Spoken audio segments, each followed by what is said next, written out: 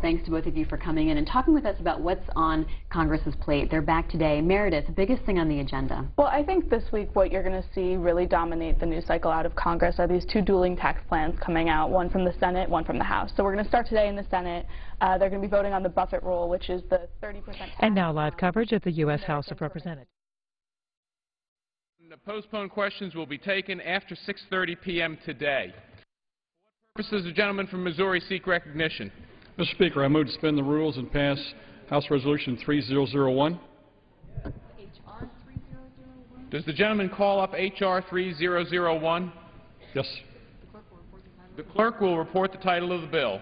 H.R. 3001, a bill to award a Congressional Gold Medal to Raoul Wallenberg in recognition of his achievements and heroic actions during the Holocaust.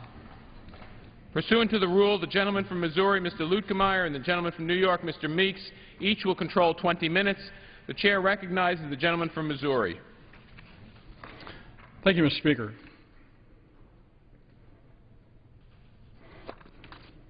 Mr. Speaker, I ask unanimous consent that all members have 5 legislative days in which to revise and extend their remarks and to add extraneous material to the bill. Without objection, the gentleman is recognized. Mr. Speaker, I yield as much time to myself as I may consume.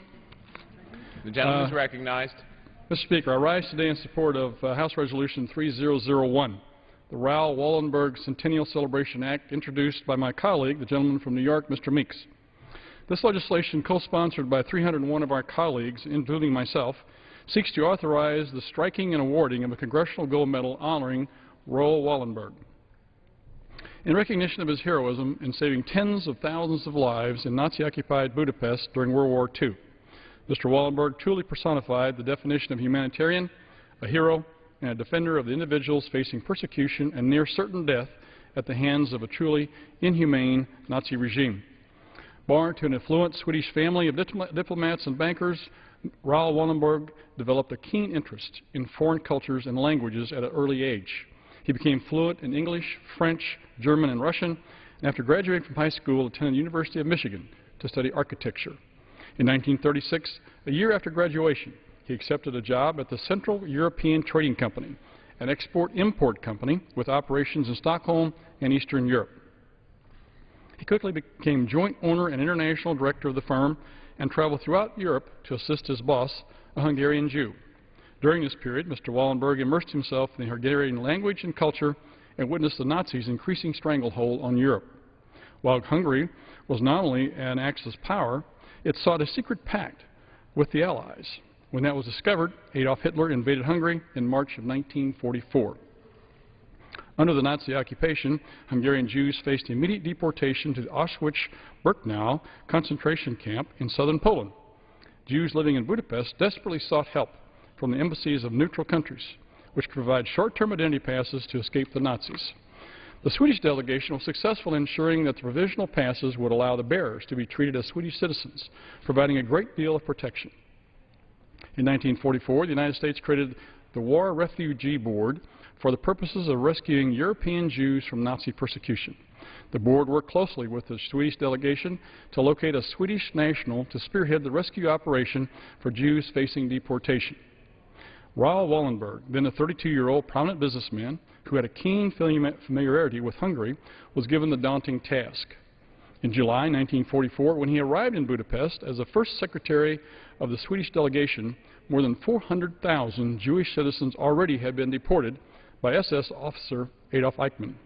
Only 230,000 were left. Wallenberg succeeded in designing a facsimile Swedish passport to be issued to Jews trapped in Budapest. They were authentic enough to pass the inspection of local officials, and Wallenberg employed several hundred workers, all of Jewish descent, to produce and issue more than 10,000. He also constructed more than 30 buildings that allowed nearly 15,000 Jews to find shelter under the banner of the Swedish delegation. A Swedish flag hung in every front door, and residents in every building were granted diplomatic immunity. In 1944, Eichmann began a campaign of death marches, forcing large numbers of the remaining Hungarian Jews to march out of Germany on foot. Wallenberg marched along with them. He handed out provisional passes, provided food, water, and medicine, and bribed Nazi guards to free those with passes wielding the full authority of the Swedish government. For the persecuted who were deported by train, Wallenberg issued provisional passes on the train tracks, on the roofs, and even in the train cars themselves. In one of his most important accomplishments, he prevented Eichmann's attempted massacre in Budapest's largest ghetto in January of 1945. At the risk of his own life, Wallenberg used his diplomatic influence to secure a note from a prominent government official calling off the massacre. Then, at the end of the war, he was taken by the Soviet Army, allegedly for spying, and was never heard from again. He is said to have died in the KGB's Ljubljana prison in 1947. Mr. Speaker, we remember Raoul Wallenberg and his unwavering courage in saving the lives of as many as 100,000 innocent men, women, and children. Awarding the Congressional Gold Medal to Mr. Wallenberg is the very least we can do to honor a man who imperiled himself for a cause so worthy. We can now examine with gratitude a uniquely bright flame of valor in a terribly dark period of world history. Individuals such as Raoul Wallenberg were willing to make the ultimate sacrifice of life and livelihood to serve the greater good of humankind. It is my hope that with his efforts and sacrifices, they will serve as an example for all of us and for future generations. Mr. Speaker, I urge immediate passage and I reserve the balance of my time. The gentleman reserves the balance of his time. The gentleman from New York is recognized. Thank you, Mr. Chairman, and I yield myself such time as I may consume. The gentleman is recognized. I rise today in favor of H.R. 3001, the Raoul Wallenberg Centennial Celebration Act. This bill will bestow the Congressional Gold Medal on a hero who was credited with saving thousands of lives during the Nazi occupation in Hungary and World War II. Raoul Wallenberg is one of the truly inspiring figures of the 20th century. Many prominent Americans owe their lives to Mr. Wallenberg and his heroic actions, including my friend and late colleague, Tom Lantos, and his lovely wife, Annette. Through the passage of this legislation, Congress can honor a true humanitarian for the sake of his family and the thousands of survivors who owe their life to him. Raoul Wallenberg, as my colleague has just said, was a Swedish special envoy to Budapest on a diplomatic mission established in collaboration with the American War Refugee Board and the American Jewish Joint Distribution Committee to initiate a rescue operation for Jews in Nazi-occupied Hungary. Over 150,000 Hungarian Jews had already been deported to Nazi death camps by the time Wallenberg arrived in Budapest. But through his ingenuity, through his even at times bribing others, through the issuance of fake Swedish protective passes and sheltering in official Swedish diplomatic houses, Wallenberg unrelentingly sought to save Jews from Germans and their accomplices, risking his own life numerous times in the process, while there were others who were involved who gave their life in the process. And during the Soviet siege of Budapest, Wallenberg was detained by Soviet authorities on suspicion of espionage and was never heard from again. Wallenberg's ultimate fate is unknown, and awarding the Congressional Gold Medal during his centennial celebration of his birth is the best opportunity I believe we have to resolving the mystery about Raoul Wallenberg's ultimate fate. When we have a true hero, one who inspires us to be the very best that we can, one who says that we're going to rise above those who mean individuals no good, one who says that they will put their own lives at stake so that others may live. Those are the individuals that we need to honor. Those are the individuals we need to let so that every child, every human being knows of those great heroic feats. Because indeed, Mr. Chairman, it is individuals like Raoul Wallenberg who will take us to centuries yet to come and bring us together as a human family. And so I'm honored here today to put forth this bill. And I'd like to thank the over 300 colleagues here on the House floor who have co-sponsored this bill, and especially with my colleague from New York. Nan Hayworth has been absolutely a delight to work with. As we pursued this bill and working together on the floor, getting signatures and talking to our colleagues, I really enjoyed immensely working with Congresswoman Hayworth in bringing this bill to the floor. I would also want to thank the Raoul Wallenberg Centennial Celebration Commission, headed by Ezra Friedlander, and the American Jewish Committee, the Jewish Federations of North America, the Lantos Foundation, the University of Michigan, and the Hungarian and Swedish ambassadors for all of their hard work on this legislation. To honor Wallenberg's memory and to celebrate the innumerable individuals who live today because their relatives were saved through his efforts, I ask my colleagues to vote in favor of H.R. 3001 and award Raoul Wallenberg the Congressional Gold Medal. And I reserve the balance of my time. The gentleman reserves the balance of his time. The gentleman from Missouri is recognized. Mr. Speaker, at this time I'd like to yield as much time as she would consume to the gentlelady from New York, Ms. Hayworth, as the gentleman from New York indicated, who's worked tirelessly on this issue and is one of our most respected newest members of our body, Ms. Hayworth. The gentlelady is recognized. And I thank our distinguished colleague from Missouri. Thank you, sir. And, of course, I reciprocate the sentiments that Congressman Meeks has expressed. We share a state. We share a common vision that elevates all of us as individuals and as a nation, and indeed as citizens of a world that so much needs the acts of courage and moral integrity that Raoul Wallenberg brought to bear, that he represents for all of us today.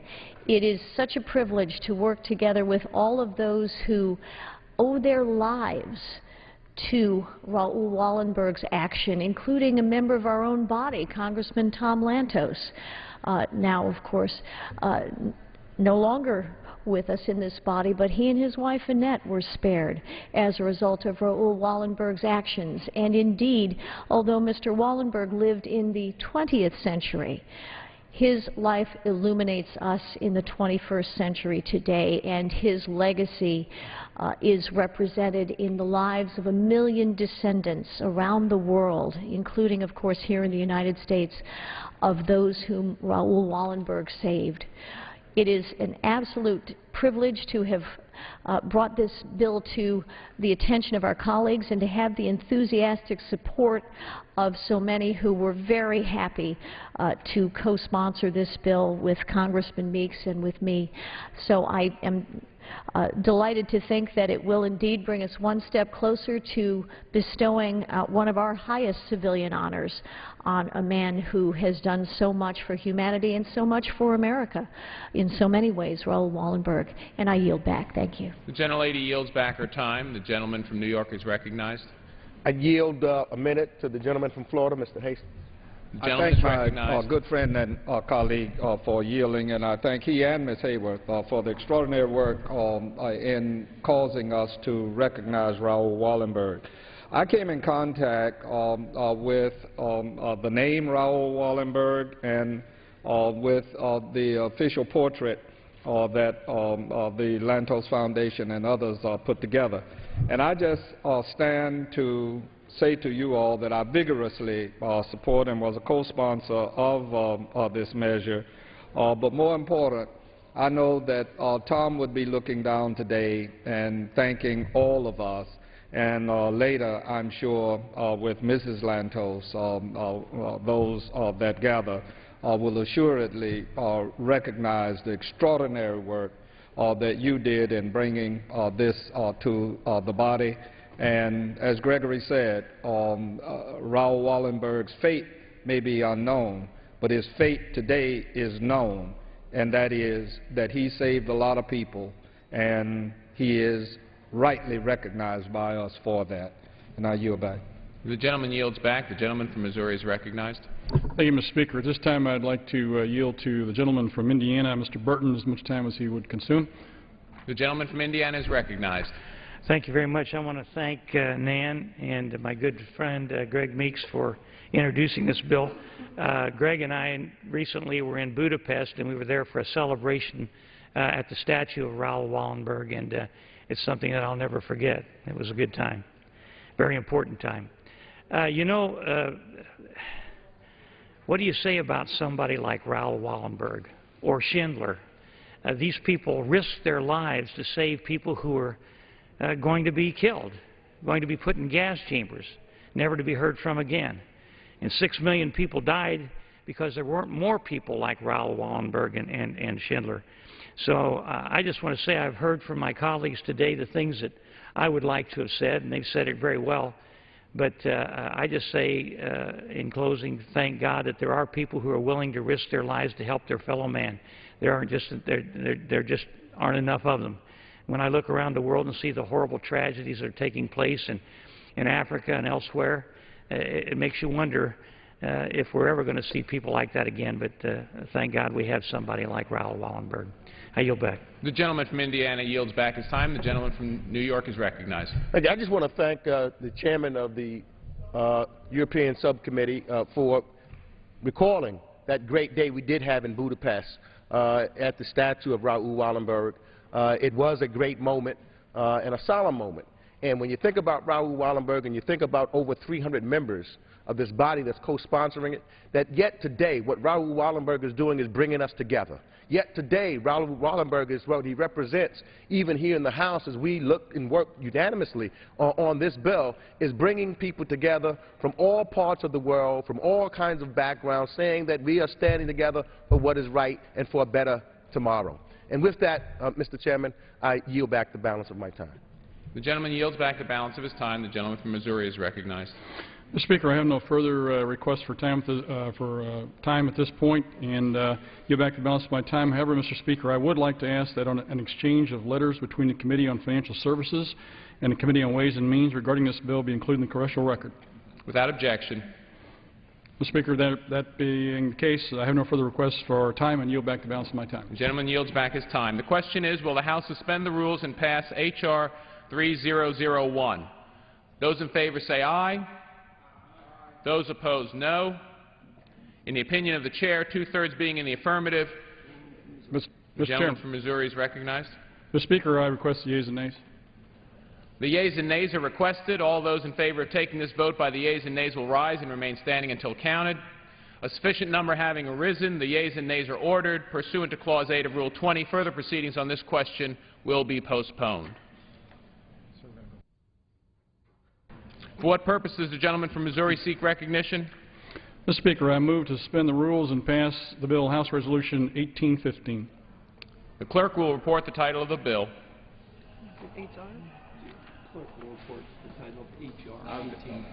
The clerk will report the title of H.R.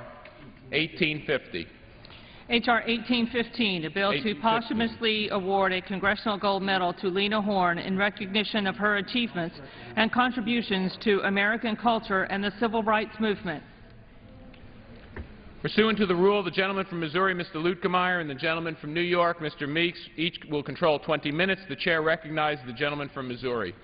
Mr. Speaker, I ask unanimous consent that all members have 5 legislative days in which to revise extended remarks and add extraneous material to this bill. Without objection. Mr. Speaker, I rise today in support of House Resolution 1815, the Lena Horne Recognition Act, introduced by the gentleman from Florida, Mr. Hastings. This legislation, co-sponsored by 308 members, seeks to authorize the striking and awarding of a Congressional Gold Medal in recognition of the indomitable spirit and overwhelming voice of the great singer Lena Horne. Few singers have captured the imagination, the ear, and the spirit of the country, as did Lena Horne in her magnificent career. Fewer still did what while waging a tireless battle for civil rights through the 1940s, 1950s, and 1960s. Miss Horne was perhaps the top nightclub singer of that era, but still found time to come here for Dr. Martin Luther King's March on Washington, and she was also at an NCAA rally in Jackson, Mississippi, alongside Medgar Evers the weekend he was assassinated. From her earliest performing days at 16 in 1933 at the famous Cotton Club until her very last performance in a Duke Ellington tribute album in 2000, her performances riveted audiences. She won a handful of Grammy Awards, a Tony Award, and was nominated for other Tonys and for a Grammy, as well as a large number of personal achievement and civil rights awards. Lena Horne appeared multiple times on all the big television variety shows of the 50s and 60s, and of course, late in her career, hosted her own long-running one-woman show on Broadway. She also acted in numerous films, including Stormy Weather, in which she performed what many thought to be her signature song of the same name. Sadly, despite her ability and her beauty, she never landed a starring role. Mr. Speaker, Lena Horne's magnificent voice and steadfast fight for civil rights make her a worthy recipient of the Congressional Gold Medal. I salute her and congratulate the gentleman from Florida for his effort on this legislation. I urge this meeting's passage and reserve the balance of my time. The gentleman reserves the balance of his time. The gentleman from New York is recognized. Yes, Mr. Speaker, I yield myself for such time as I may consume. The gentleman is recognized. Mr. Speaker, today I rise to speak in favor of H.R. 1815, the Lena Horne Recognition Act, introduced by my good friend and colleague from the great state of Florida, Congressman Alcee Hastings, to honor and possibly award the Congressional Gold Medal to one of our nation's highest civilian awards, to the great Lena Horne. Lena Horne is known to many as a uniquely talented performer who dazzled audiences on stage and on the silver screen. She was a symbol of elegance and grace, and she entertained people of all walks of life for over 60 years and broke barriers for future generations, winning numerous awards and accolades as a trailblazing African-American female performer. When I think of today, just yesterday, Major League Baseball during that era honored Jackie Robinson, a pioneer in professional baseball, a breakthrough. Well, during that same period of time, Lena Horne was on the entertainment stage with such grace during a time when it was difficult for her as an African American to travel, places to stay, places to eat, but yet always with that elegance, with that grace, with her beauty. She would perform and entertain, but stayed true to herself, understanding that she was going to have a better tomorrow for those who followed her in her path. She was a trailblazer, making it easier for people to follow. And if you think about the times that we had during that period, you had to be extra special. That's who she was. I can recall even as my mother sat, she had to smile because as soon as you said the name, my father would smile because of the beauty and the glory of Lena Horne. Anytime you heard Lena Horne on the radio, he would stop to listen to her voice. And when she was on television later, everything else in the house had to halt so that we could watch the elegant Lena Horne. So when we think about the prejudice and discrimination that she had throughout her life, but how she persevered and ultimately used her talent and fame to become a powerful voice for the civil rights movement and equality. It is those reasons why I congratulate my friend Alcee Hastings for bringing this bill forward. I also think that once, well, Lena Horne lived in New York. In fact, a good friend of mine, a good personal friend of mine, lives in her old home now that's been landmarked and designated an Adderslade Park, Queens, which is the heart of my district. So, Mr. Speaker, today I call on my colleagues to join me in voting in favor of H.R. 1815 to award the elegant, the beautiful Lena Horne the Congressional Medal of Honor for her outstanding accomplishments and her contributions to American culture and society. I reserve the balance of my time. The gentleman reserves his time. The gentleman from Missouri is recognized. We have no further speakers at this time, but I'll continue to reserve the balance of my time. The gentleman reserves his time. The gentleman from New York is recognized. I yield to the gentleman from Florida as much time as he may consume. I thank my good Alcee friend. Hastings. The gentleman from Florida is recognized. I thank my good friend for yielding the time. He and Mr. Lukemeyer for bringing the measure forward. And I especially want to acknowledge Chairman Spencer Baucus and Ranking Member Barney Frank, as well as their respective staffs for helping us in this matter. And a special shout out to Tim Scott, like Ms. Hayworth helped you with Raoul Wallenberg. Tim and Jennifer DeCasper from his office helped me to gain the number of signatures, as well as to acknowledge my young staffer, Aaron Moffitt, who learned an awful lot about Lena Horne along the way. Mr. Speaker, obviously I'm in strong support of H.R. 1815, the Lena Horne Recognition Act, a bill to posthumously honor Lena Horne with a Congressional Gold Medal in recognition of her many achievements and contributions to American culture and the Civil Rights Movement. I personally felt that I could not allow time to pass without honoring the life and legacy of Ms. Horne, who passed away on May 9th, 2010, at the age of 92. Throughout her lifetime, Ms. Horne used her talent and fame to become a powerful voice for civil rights and equality. It was quite a journey to get this legislation to the floor, given the requirement at least 290 members of the House must co-sponsor the bill.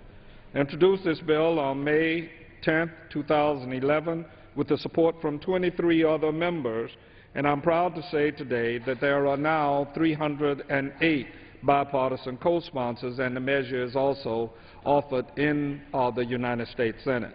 While asking my colleagues to support this legislation to award Lena Horne with a Congressional Gold Medal, I was, in some respects, a little disappointed to see that too many people, both members and staff, were not aware of who this remarkable woman was.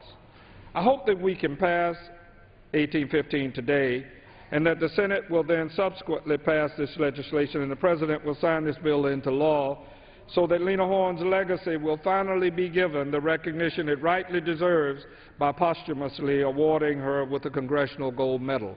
And I know her daughter and members of the family, her daughter Gail Lumé Buckley, I promised that I would call when it passed, and I shall. Lena Horne was the recipient of the Kennedy Center Honor for her lifetime contribution to the arts in 1984, and in 1989 she received the Lifetime Achievement Grammy Award. She has 2 stars on the Hollywood Walk of Fame for her work in both motion pictures and recording. Additionally, she has a footprint on the International Civil Rights Walk of Fame at the Martin Luther King Jr. National Historic Site. Although these and other monumental awards and honors were bestowed upon her, Ms. Horne's life was not a story of smooth sailing. Her life was too often plagued by stormy weather, which ironically was the title of her signature song in one of the major films that she starred in. Footnote there, I was in the 3rd grade in Jersey City, New Jersey, and my mother let me stay out of school to see my first motion picture, and I have a memory of it today that stayed with me throughout that time. Born on June 30th, 1917 in Brooklyn, not in Queens, Gregory, Lena Mary Calhoun Horne broke racial barriers through her career as a singer, dancer, and actress for 60 years. Ms. Horne got her start at the age of 16 when she was hired as a chorus dancer at Harlem's famous Cotton Club. Then at 19, she made her Broadway debut, dancing a feature role in Dance with Your Gods. Her path to stardom then led her to tour with Charlie Barnett's jazz band in the early 1940s, when she became one of the first black women to tour with an all-white band. A few years later, After starting her career as a singer and a dancer, Ms. Horne was discovered by Metro-Goldwyn-Mayer talent scout and moved to Hollywood to be an actress, becoming the first black artist to sign a long-term contract with a major studio. Even given her extraordinary beauty and elegance and talent, she was often limited to minor acting roles because of her race. Among many lost opportunities was the role of Julie in the film adaptation of Showboat. Ms. Horne had previously played this role in an adaptation of Act One of Showboat that was featured in the 1946 film Till the Clouds Roll By. But due to the motion picture production code not allowing the depiction of interracial relationships in films, the distinguished and famous Ava Gardner was cast in this role instead of Lena Horne. Her fame in films was also limited due to the fact that during that time, many films were shot so that scenes in which black performers were featured could be easily edited out for Southern audiences. Even facing such discrimination, Ms. Horne's perseverance allowed her to overcome such obstacles and led her to dazzle audiences and critics in a number of major films. Her lead roles included those in the musical Cabin in the Sky and the box office hit Stormy Weather, where Ms. Horne's remarkable performance of the title song in Stormy Weather became one of her most notable songs throughout her career. In her last tour, I saw her in Fort Lauderdale, and she sang 3 iterations of that song, and the last one, indeed, as she said, was the most powerful. These 2 roles increased her visibility as well as sealed her legacy in the music and film industry. The struggle for equal and fair treatment became an inseparable and increasingly political part of Ms. Horne's life, even outside of the film industry. She toured extensively with the United Service Organizations in support of U.S. troops during World War II, where she was a major critic of the unfair treatment of black soldiers.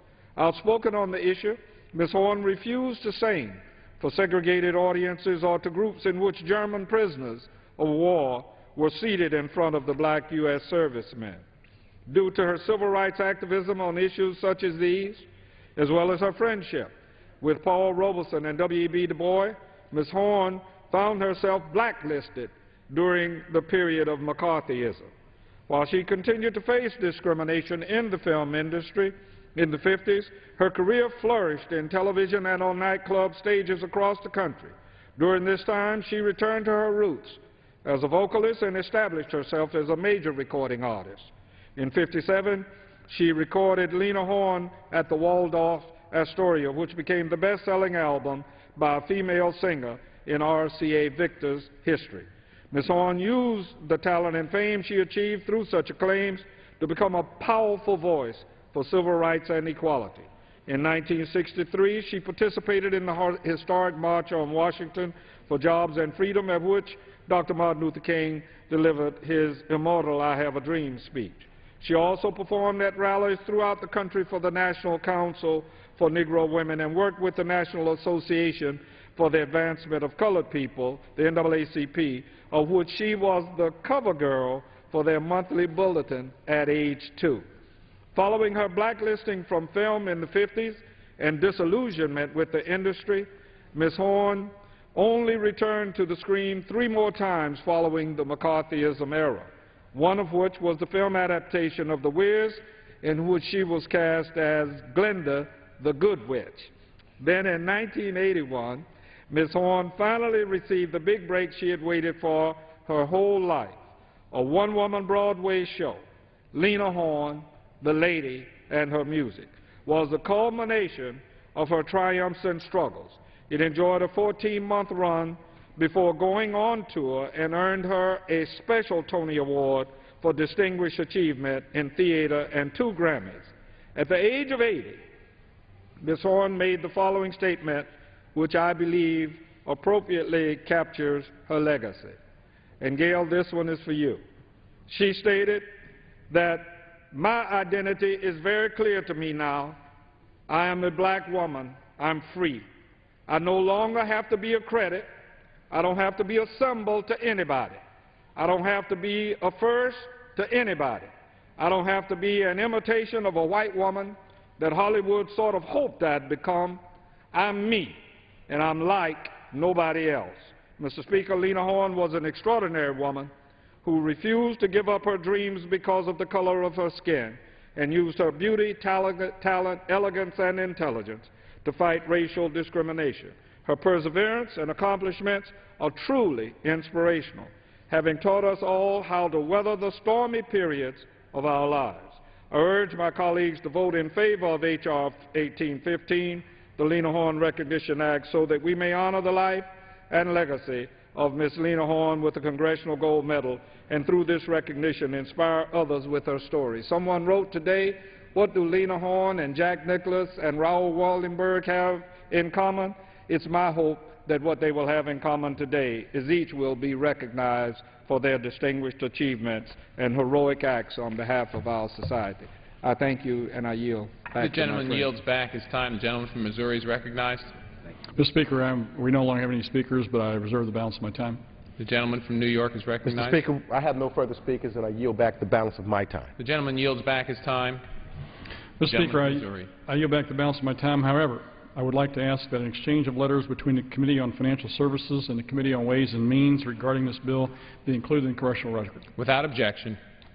With that, Mr. Speaker, the gentleman yields back his time.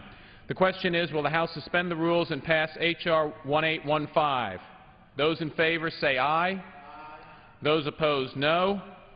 In the opinion of the chair, two-thirds being in the affirmative. Gentleman from Missouri. Go ahead. Mr. Speaker, I'd ask for a recorded vote. The gentleman from New York, from Florida, is recognized. The yeas and nays are requested. All those in favor of taking this vote by the yeas and nays will rise and remain standing until counted. A sufficient number having risen, the yeas and nays are ordered. Pursuant to Clause 8 of Rule 20, further proceedings on this question will be postponed. For what purpose does the gentleman from Missouri seek recognition? Thank you, Mr. Speaker. I move to suspend the rules and pass the bill H.R. 4040. The clerk will report the title of the bill. H.R. 4040, a bill to provide for the award of a gold medal on behalf of Congress to Jack Nicklaus in recognition of his service to the nation in promoting excellence and good sportsmanship in golf. Pursuant to the rule, the gentleman from Missouri, Mr. Luetkemeyer, and the gentleman from California, Mr. Baca, each will control 20 minutes. The chair recognizes the gentleman from Missouri. Mr. Speaker, I ask unanimous consent that all members have 5 legislative days in which to revise, extend their remarks, and add extraneous material on this bill. Without objection, the gentleman is recognized. Thank you, Mr. Speaker. I rise today in support of H.R. 4040, awarding a Congressional Gold Medal to Jack Nicklaus. It is an honor and a privilege to be speaking on this bill brought to the floor by the efforts of my friend and colleague from California, Mr. Baca, and co-sponsored by 342 members. I commend the gentleman for his work on this bill. Mr. Speaker, we all know Jack Nicklaus is one of the best golfers of all time, but he also has been so much more than that. Jack Nicklaus is a successful businessman, a spokesman, a voted father and grandfather, and one of the warmest, kindest public figures in history. Jack Nicklaus, the golfer, has been the recipient of countless athletic awards and honors. He is the only player in golf history to win each major championship at least 3 times, and the only player to win the Grand Slam on the regular and senior tours. A 5-time PGA Player of the Year, he became the first golfer to win the Vince Lombardi Trophy for Excellence and has been inducted in the World Golf Hall of Fame, just to name a few of his achievements. Jack Nicklaus is also a humanitarian. He has built an impressive record of giving to the world, establishing, managing, and serving as the face of charities, golf tournaments, and campaigns that raise funds to help people in need all over the world. He established a Pro-Am golf tournament called the Jake in honor of his young grandson who died in 2005. It serves as a primary fundraiser for the Nicklaus Children's Health Care Foundation. He's an honorary chairman of a golf course designed for the rehabilitation of wounded and disabled veterans. He is a spokesperson and trustee for the First Tee program that brings golf to children who would not otherwise be exposed to it. Jack Nicklaus, the entrepreneur, has been involved in the design of more than 275 golf courses and has been the recipient of the Old Tom Morris Award in golf course design, which is the highest award given by the Golf Course Superintendents. He has been given the Donald Ross Award by the American Society of Golf Course Architects and the Don A. Rossi Award by the Gold Course Builders Association of America. Jack Nicklaus was given the Presidential Medal of Freedom by President George W. Bush in 2005, highest presidential honor to any U.S. civilian. By approving this legislation, Congress will move forward to award the highest congressional civilian honor. Mr. Speaker, this legislation celebrates the accomplishments of a man who is honored by many for his achievements in a life very well lived. I ask all members to support it and reserve the balance of my time. The gentleman reserves the balance of his time. The gentleman from California is recognized. Mr. Speaker, I yield as much time as I may consume. The gentleman is recognized. First, I would like to thank Financial Service Committee Spencer Backus and Ranking Member Barney Frank for their effort to move this bill forward. I also want to thank my colleagues who helped me get 342 signatures. I want to thank Tom Rooney and Duncan Hunter and, of course, Dan Burton in trying to help us get the 342 co-sponsors. I also want to thank Luca Meyer for his support of this legislation and all of my colleagues who became co-sponsors of this legislation. Today I rise in strong support, and I say in strong support, of H.R. 4040 to honor Jack Nicklaus with a Congressional Gold Medal, the Golden Bear. Jack Nicklaus' golf record, one history will forever remember. I say one that history will remember forever. He was born in January 21st, 1940 in Columbus, Ohio, attended Ohio State University, and turned professional in 1961, which happens to be from the same state that the Speaker, John Boehner, is from. As a family man, he remains committed to the core values, and I state to the core values of providing for his family, respecting the game, and serving as a true inspiration for others. Upon marrying his wife Barbara in July of 1960 and the birth of their first son, Jack Jr., in 1961, he decided the best way to provide for his family was to become a professional golfer. His drive and his passion for the game is an example of sportsmanship of the highest caliber, like most of us amateurs who love the game of golf. However, I ask that Jack Nicklaus be awarded, and I ask that he be awarded the Congressional Gold Medal for his leadership as an American and as a positive role model. I state, as an American and a positive role model. Yes, Jack Nicklaus won 118 national and international championships. Yes, Jack Nicklaus, whose most prominent professional titles were 6 Masters. I state, 6 Masters. 1963, 1965, 1966, 1972, 1975, 1986. And 3 British Open, 1966, 1970, 1979, 4 U.S. Open, 1962, 1967, 1972, 1980, and 5 PGA championships, 1963, 1971, 1973, 1975, 1980. Like most of us golfers, will probably never be able to accomplish his feat of what he has just done right now. There are others that are trying, and who knows what will happen. Jack Nicklaus is the only player, I state, the only player in history to have won each of the games major at least 3 times, and is the only player to have completed the career Grand Slam on the regular and senior tour. And that's quite an accomplishment that's very difficult. Most of us that play golf, it's hard to win one tournament versus the next tournament. But one to have accomplished that, it's quite an accomplishment. Jack Nicklaus also represented the U.S. in the Ryder Cup Masters as a player 6 times and served as a captain twice. He also served as the U.S. captain 4 times for the President's Cup. He has written several instructional books called Golf My Way, which I have and watch religiously every time I'm in trouble and need to go back and refresh my golf game. The autobiography called My History, which describes the golf course design methods and philosophy, and many others such as Play Better Golf, Shortcuts to Lower Scores, Jack Nicklaus Lessons Tee, The Golden Lesson, 100+ Ways to Improve Your Shots, Lower Your Scores, Enjoy Golf, and much, much more. And yet, he's a businessman. Jack Nicklaus also produced several other instructional videos showing fans how to play the game from his point of views. But I ask that we honor Jack Nicklaus, and I state, but I ask that we honor Jack Nicklaus with a Congressional Gold Medal because of the way he lived his life. Because of the way he lived his life. Jack Nicklaus' way of living his life is a perfect example of Americans should give. He was a devoted husband, father, grandfather, who cared for his family, who helped many others, and I state, who helped many other families during the time of hardship and struggle, helping other families during a time of struggle. Jack Nicklaus' work in philanthropy is evidence of his dedication to helping others. He is known to have unfailing sense of kindness and has used the game of golf as a means of sharing, and helping others. His proactivity has helped thousands of children and families everywhere. By serving as chairman of the Nicklaus Children Healthcare Foundation, he was able to provide valuable programs to serve more than 4,000 hospitalized children and their families free of charge, services free of charge. That is giving, that is caring, that is someone who cares about people and cares about children.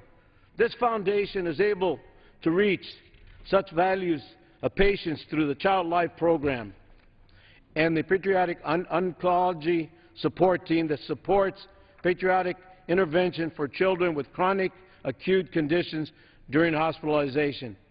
He also partnered with the Children's Hospital Nicklaus Care Center in Miami, which offers a new option for the Palm Beach County area families with children who require patriotic specialty care.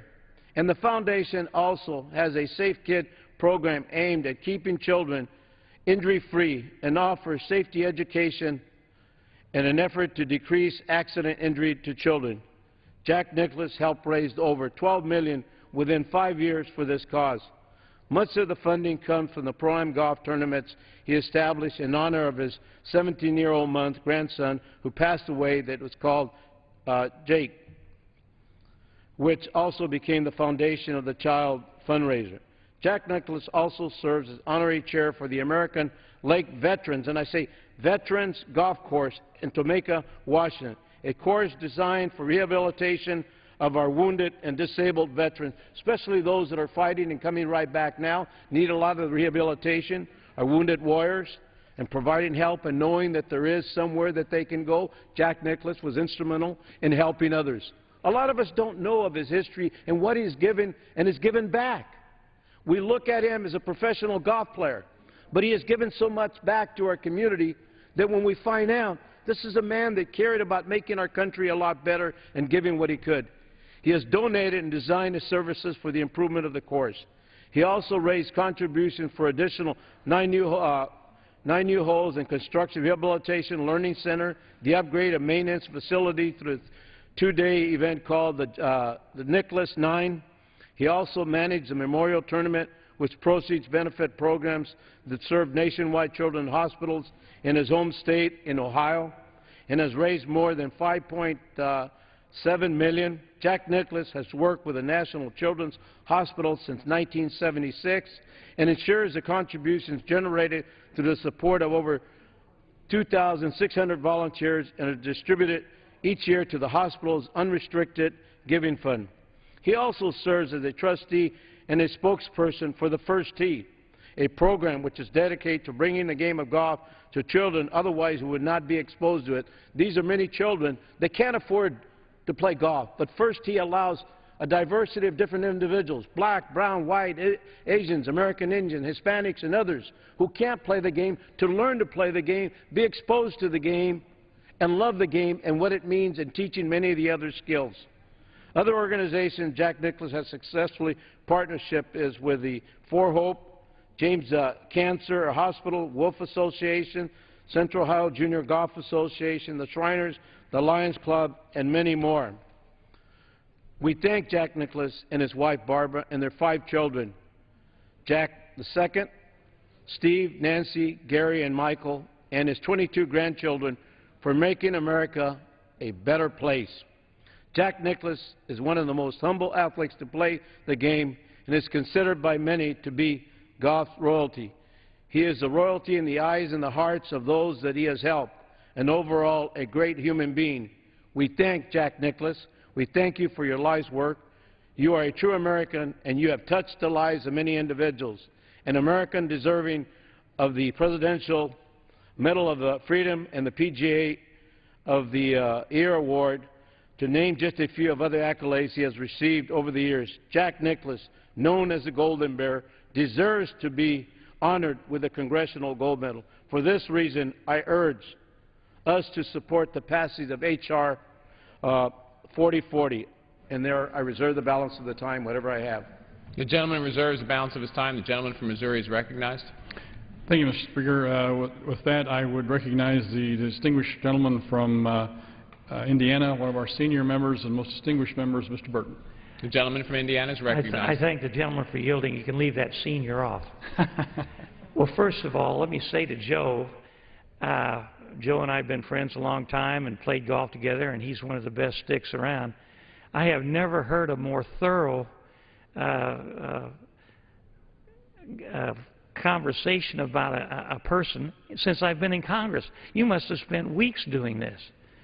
But you said everything I was going to say, so I'll just talk about Jack Nicklaus from what I know of him. I've been playing golf along with you, Joe, for a long, long time. And one of the things I always wanted to do was to meet the big three. Remember the big three? Nicklaus, Player, and who's that other one? Palmer? Yeah, you did him not too long ago. And then Lee Trevino. And you know, I had the opportunity to meet all of them but Nicklaus, and I said, before I die, I want to meet Jack Nicklaus. And this year, believe it or not, I was at an airport with my wife, and I had an opportunity to run into him, and he was one of the nicest guys that I've ever met. He stopped and took the time to talk to people that were with us and took pictures with us, and he's just a very good, friendly guy. There's no airs about him. He's down to earth. He's like you're talking to your next-door neighbor, a very nice guy. But the thing that really appealed to me was the things that you talked about, Joe. He really cares about his fellow man. And people on the tour all respect him. There's some members that you have a problem with that, but with him, he's at the very top. And in addition to winning 18 majors, to win all the tournaments that you talked about just boggles my mind. So I'd just like to say, if Jack Nicklaus might be watching today, I had an opportunity, I think you have too, Joe, to play with President George W. Bush. And I'd say to Jack Nicklaus, if he were here, you really need to teach him how to putt. He's one of the worst putters I've ever seen. Mr. President, I hope you'll forgive me for that. In fact, I want to tell you a little story. We were playing on the 18th hole out at Andrews, and the President had putted so poorly that he had about a 10-footer left on the last hole, and we gave it to him. So, Mr. President, forgive me, but let me just say it's a real honor to be included with those who are honoring Jack Nicklaus tonight. He's one of the finest people in sport. He's a credit to humanity, and he's somebody that every one of us can look up to. So, Mr. Nicklaus, I'm proud to be a part of recognizing you tonight, and I'm glad you're going to get this gold medal. I yield back the balance of my time. The gentleman yields back the balance of his time. The chair reminds the House that comments need to be addressed to the chair. The gentleman from California is recognized. I have no further speakers at this time, but I'd like to just state that Jack Nicklaus was not a tall man, and he's like me, like many others, but he can hit the ball a hell of a long ways. And it's quite an accomplishment when you see someone like him that has the rhythm, tempo, and the timing that can hit the ball. And that's an inspiration to many of us that are not the 6 foot and above, but are below 6 foot and below and can still play the game of golf, because golf is open to everyone. And Jack, along with Arnold Palmer and Tiger Woods and Lee Trevino and many others, have opened it for a lot of us. And with that, I yield back the balance of my time. The gentleman yields back the balance of his time. The gentleman from Missouri is recognized. Thank you, Mr. Speaker. I have one more gentleman to speak. He's a distinguished gentleman from Florida, one of our younger members of the conference, Mr. Rooney. The gentleman from Florida is recognized. Thank you, Mr. Speaker. I rise today in support of the Jack Nicklaus Congressional Gold Medal Act, officially recognizing the significant role Jack Nicklaus has played in promoting athletic excellence and good sportsmanship in the game of golf, as well as the significant charitable contributions and activities in our community. Growing up in northern Palm Beach County, I had the pleasure of attending high school with Mr. Nicholas's children. Like many good parents, he was very involved in all school activities, especially sporting events. I can't recall a game across the state of Florida that our school was involved in where he wasn't there. He was always up there in the stands cheering us on. And it's no secret that Jack Nicklaus is widely regarded as the most accomplished professional golfer to ever play the game. But to us, we just saw him as a devoted husband to Barbara and an excellent father of Jackie, Steve, Nan, Gary, and Mike, and now lots of grandchildren. He's also a philanthropist, as has been stated, who has worked tirelessly to help underserved children and their families in Palm Beach County and across the state of Florida. Through his charitable foundation, Mr. Nicholas has raised more than $12 million for children's health services. He's also done a lot for returning warfighters and veterans recover after returning home from war. I'm proud to co-sponsor this legislation to honor Jack Nicklaus, a truly great American, and for his many charitable efforts and for his contributions to the state of Florida and to American society and culture. I consider myself blessed to personally know him and his family. And I want to say thank you to Congressman Baca from California for your leadership in getting co-sponsors for this bill. You worked very, very hard. And with that, Mr. Speaker, I yield back my time. The gentleman yields back his time. The gentleman from Missouri is recognized. Thank you, Mr. Speaker. Again, thank the sponsor of the bill, Mr. Baca, for his hard work. And with that, I yield back the balance of my time. However, I would like to ask that an exchange of letters between the Committee on Financial Services and the Committee on Ways and Means regarding this bill be included in the congressional record. Without objection, the gentleman yields back the balance of his time. The question is, will the House suspend the rules and pass H.R. 4040? Those in favor say aye. Those opposed, no. In the opinion of the Chair, two-thirds being in the affirmative, the rules are suspended, the bill is passed, and without objection, the motion to reconsider is laid on the table. The gentleman from Missouri. With that, Mr. Speaker, I request the yeas and nays. The yeas and nays are requested. All those in favor of taking this vote by the yeas and nays will rise and remain standing until counted. A sufficient number having risen, the yeas and nays are ordered. Pursuant to Clause 8 of Rule 20, further proceedings on this question will be postponed. For what purpose does the gentleman from Missouri seek recognition? Mr. Speaker, I move to suspend the rules and pass the bill H.R. 2453 as amended. The clerk will report the title of the bill. H.R. 2453, a bill to require the Secretary of the Treasury to mint coins in commemoration of Mark Twain. Pursuant to the rule, the gentleman from Missouri, Mr. Luetkemeyer, and the gentleman from California, Mr. Baca, each will control 20 minutes. The Chair recognizes the gentleman from Missouri. Mr. Speaker, I ask unanimous consent that all members have 5 legislative days in which to revise extended remarks and to add extraneous material on this bill. Without objection, the gentleman is recognized. Thank you, Mr. Speaker. I rise today to urge members to support H.R. 2453, the Mark Twain Commemorative Coin Act. This legislation will allow the United States Treasury to mint $1 and $5 commemorative coins in 2016 in recognition of the important legacy of Mark Twain. Surcharges on the sale of the coins will benefit 4 institutions that either bear Mark Twain's name or focus on the study of his work: the Mark Twain House and Museum in Hartford, Connecticut, University of California, Berkeley, Elmira College, New York, and in my congressional district, the Mark Twain Boyhood Home and Museum in Hannibal, Missouri. The sale price of the coins will cover all